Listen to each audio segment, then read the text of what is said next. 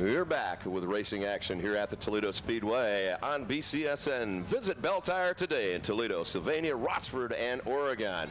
We've got a last chance race coming up for our factory stocks. Final chance for drivers to get in the A main. We take the top 4 finishers out of this event, put them into that A main. Everybody else becomes the B main here at the Toledo Speedway in factory stocks. And this is definitely going to be the biggest last chance race we've had in a long time. With 29 cars, we only start 18 in the A main, so we're going to have a great field for the B main this time, too. Well, the thing to take a look at here is that you want to finish in the top 4. You don't have to necessarily win this race to get into the A main, so you have to plot your strategy such that you get into those top 4. Getting into the A main is what it's all about. Well, and we should point out that when we have a last chance race, the fast cars do start up front. So the fastest qualifiers start up front in this race, so we should say that. So they don't have to worry about trying to get through all those lap cars in only 8 laps. No, in most racetracks, most short tracks, that's usually the way a last chance race goes. You've been through all the deal, qualifying and everything to give you an opportunity to get in that. It'll be 8 laps, so a lot of drivers, there's going to be some scrambling back there, because I know that Mike Hammer in 96 has got a pretty good car. TJ Miller was a little bit all over the racetrack, but he was having fun. Don Cox in the 44 had a great battle in that heat race. Craig Ozenbaugh in the 99. Ramon Ortiz in the 123. Some of the cars, Ryan Beabout in 46, some of the cars starting up front. They're going to try, I would imagine, to, okay, if Don Cox gets a good run in the 44, Ozenbaugh would probably want to tuck in behind him, go, okay, do I ride here or do I try to go after him in that, you know, for that win? Well, Don Cox had a good race car in his heat race, and I think he's going to be a guy you have to look out for, because he wants to go to the lead, and I think he's going to try and get out there and keep all these guys behind him so that he doesn't have to worry about anything from here on out. And that 44, nice looking car with Don Cox brought out this year, the 44 alongside him, Craig Ozenbaugh in the 99. Then we have Ramon Ortiz in the 123, Ryan Beabout in the 46, Mike Hammer in 96, TJ Miller in 63, Rick Bennett in the 01, Danny Bennett in the number 6, John Rabideau in 66, Brad Turner in 72. So we are sorting the lineup out right here, and we still have some cars on the racetrack. I don't know if they're going to be involved in this last chance race. A little bit of realignment here. Got 10 cars out there for this race, and that'll make some interesting. Well, it certainly will. So we will see what happens as we kind of sort things out. Well, this is something new for me. I'm not quite sure what's going on here, because we got Kevin Little in the 00, Desi Kessler in the 88, Mike Hacker in the 117, and AJ Paget in the number 11. So I'm not quite sure. Maybe the 00 of Kevin Little having a problem, not able to start or something. Well, okay. Now they're coming out on the racetrack. So I believe all these cars are supposed to be involved in this race. You see, Mike Hacker came out a little late, so. Like you say, Gary, maybe we're having a little problem getting the race car started over there. Well, it looks like possibly Kevin Little in the 00 wants to start at the rear, and so that's why he is stopped on the racetrack over there. So we're trying to get things lined up right now for our last chance race. It'll be 8 laps to go in this one. It's our last chance race, and then we move to feature time, and that's going to be some exciting stuff tonight. This kind of stuff all kind of happens at a split second. You never know exactly how these things are going to line up, and it's kind of a work in progress all the time when you come to Friday night or Saturday night racing. Well, you know, and maybe, Steve, that's one of the things that we need to explain to people when you hear the broadcast on BCSN. There's a lot of scrambling that goes on, because drivers will scratch their qualifying times. We have a race lineup list in front of us. You really have to know the drivers, which I'm blessed with, working here on Friday nights. So I know the drivers and some of the things that are happening, and that does happen a lot. See, now the 00, Kevin Little starting at the rear. Now the 11 had to scratch its time, AJ Paget, because his first car was having problems. So the 11 car is a very quick car. So we're going to see AJ Paget's got a long way to go to try to get in that top 4, and he's only got 8 laps to do it. White flag has been displayed. We'll go green. The top 4 advance. Everybody else is in the B main. Well, that 11 car's got 13 cars to try and pass in 8 laps. Do the math on that one. Figure that out. Well, green flag is out, and we're underway. He's already going to try a 3 abreast coming out of 4th in the back of the pack. Well, Desi Kessler around into the tractor tire in the 88. Caution flag is out. Yep. Caution flag coming out. Well, couldn't do it. You know, and Desi Kessler, although did a nice job of getting that car out of, oh, look out on the front straightaway. Oh. Whoa. They were trying to get woed up with that caution flag, and John Rabideau in the 66 got rear-ended by Danny Bennett in the 6. Mike Hacker in 117 also into that melee. Well, Desi Kessler had a little bit of problem during his heat race. He had a hard time hanging on to that race car. Very loose race car. So well, look at the damage to Danny Bennett. I mean, he was trying to get slowed down, and Danny Bennett's going to get the black flag. Unfortunately, he is going to have to go pit side in the number 6 because he has got serious front-end damage done to that.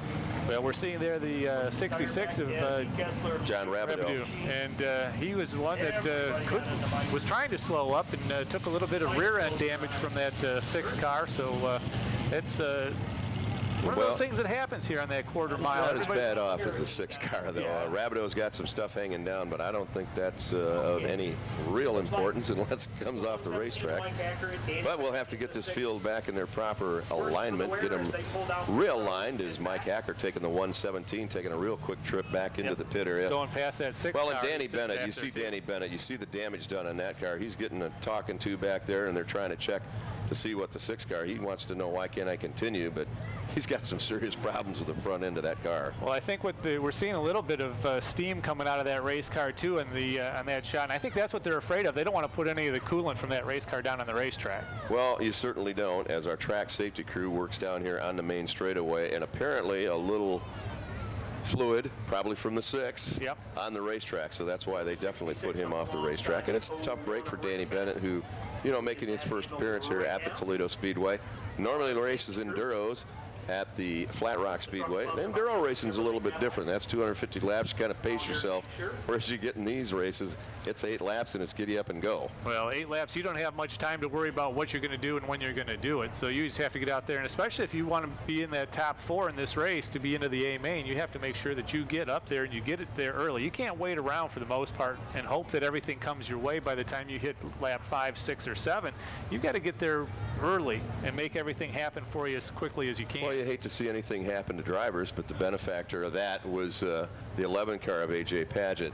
While we have this opportunity, we're going to take a break. You are watching Racing Action here on BCSN from the Toledo Speedway.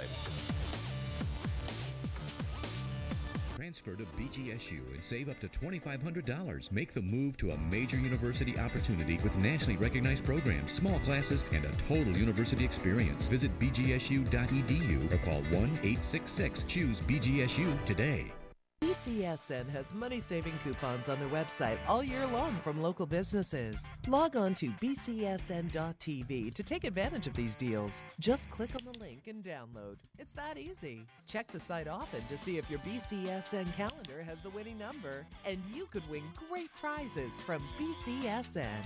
These bargains are brought to you by Bellamere Suites Hotel, a romantic luxury retreat in Perrysburg, and Smetlap Smithy Restaurant and Tavern inside Peddler's Alley in Waterville. Transfer to BGSU and save up to $2,500. Make the move to a major university opportunity with nationally recognized programs, small classes, and a total university experience. Visit bgsu.edu or call 1-866-CHOOSE-BGSU today. At the Toledo Speedway with our last chance race for our factory stock division. You're watching this racing activity on BCSN.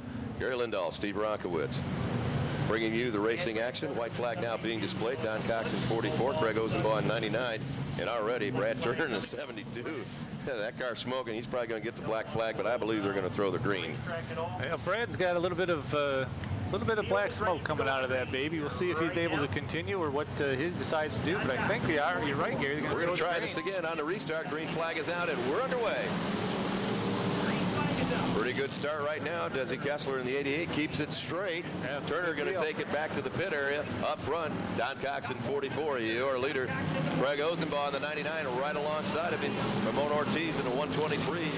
Ryan Bibb out in 46, and a handful of steering wheel of T.J. Miller in 63. But up front, Don Cox in 44.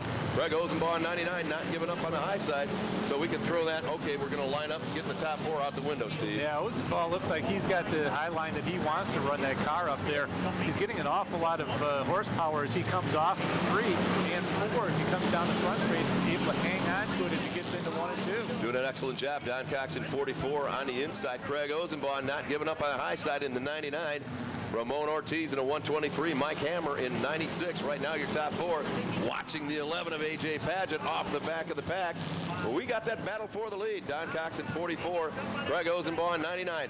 They continue to run side by side, battling up front for that lead. Don Cox with the advantage going into turn number 1 over Craig Ozenbaugh. Now Ramon Ortiz in a 123. Good three-car battle up front. Well, Ozenbaugh had the lead there coming off of 3 and 4 about 2 laps ago, but just not able to hang on to the race cars. It keeps moving up higher and higher on the racetrack. Not able to do the job that he needs, and Ramon Ortiz is able to get underneath him at this point. Well, John Rabideau spinning out right in front of the leaders, but he gets it back underway. White flag up one more time around. Don Cox at 44. Your leader. Oh, Ramon Ortiz, where's he going to take it through the infield, the 123? He got a little bit of help there from the 96. A Hammer, I think, Yep. was and what out helped of fourth, him out. down that main straightaway. Don Cox at 44. Craig Ozenbaugh 99. And the 11 of A.J. Paget made it into that 4th spot on the final lap. Well, he had a long way to go. All the way off the back. Well, Ozenbaugh showing a little bit of smoke, but a very entertaining last chance race. A lot of racing going on for the lead. Don Cox doing an excellent job in the 44, picking up that victory. You're watching racing action from the Toledo Speedway on BCSN.